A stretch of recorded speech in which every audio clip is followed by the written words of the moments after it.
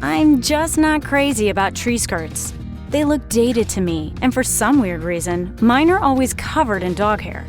If you're looking for a tree skirt alternative too, try this easy-to-build tree box. You'll need wood, 1x4s, 1x2s, 2x2s, and fence pickets, a miter saw, safety glasses, measuring tape, a drill, and 1 1/4-inch screws, a nail gun and brad nails, wood filler, and 8 corner brackets with 1/2-inch screws, and whatever you'll need to finish off your tree box.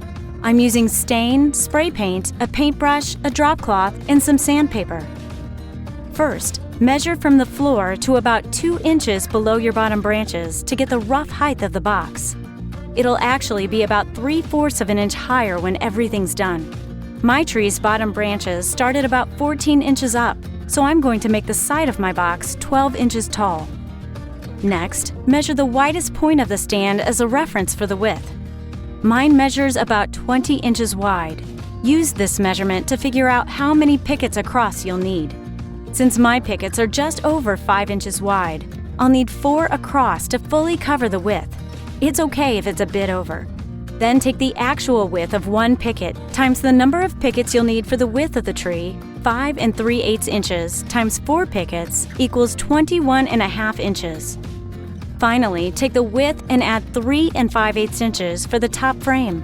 For my tree, that'll be 25 1/8 inches.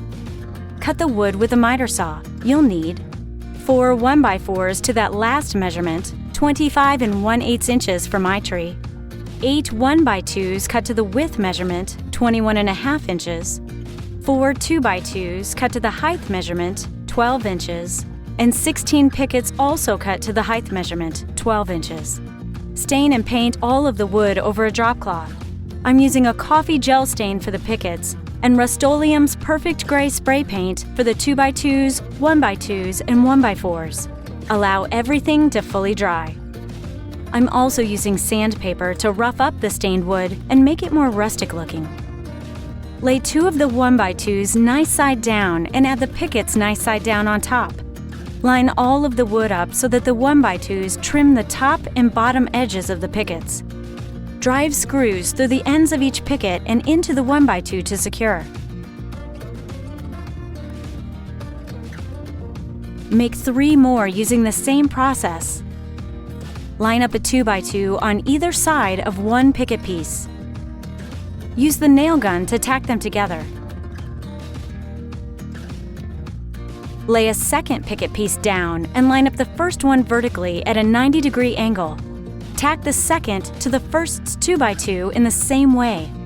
This will make 1/2 of the box. Do the same thing for picket pieces 3 and 4 so you have 2 halves tacked together. Line them up right next to each other to form the tree box. Then place a 1x4 so that it lays along the top inner edge but leaves one end's 2x2 exposed. Nail in place along the length and add the next piece so that the end lines up perpendicular to the last board. This will frame the top of the tree box and there's no miter cuts. With the 1x4s securing the pickets and 2x2s together on top, add brackets to further hold the top and bottom of all corners in place. Fill in the nail holes with wood filler. Allow to dry and gently sand. Here's my trick for touching up spray paint. Go outside and spray a little paint onto a scrap piece of cardboard or paper plate, and then take it inside and use it to paint over the sanded wood filler. Place the tree box where you plan to display your tree, and then add the stand inside. Now you just have to figure out what to do with that tree skirt.